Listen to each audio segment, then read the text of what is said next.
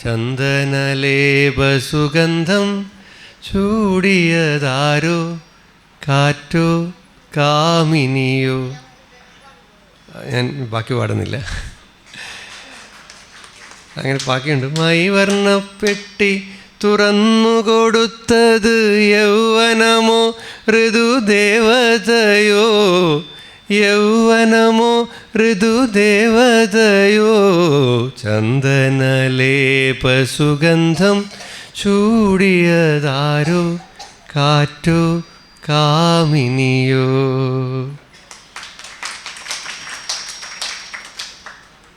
അതുപോലെ അദ്ദേഹം കുടജാദ്രിയിൽ അദ്ദേഹം എഴുതിയ പാട്ടാണ്. കുടജാദ്രിയിൽ കുടികൊള്ളും മഹേശ്വരി, ഗുണദായിനി സർവശുഭകാരിണി.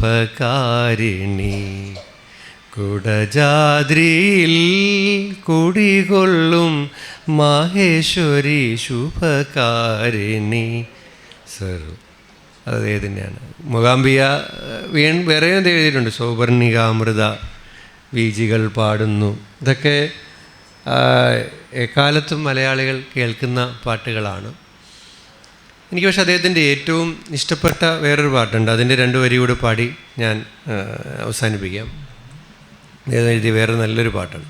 ഒരുപാട് നല്ല പാട്ടുണ്ട്, എനിക്കിഷ്ടപ്പെട്ടൊരു പാട്ട്.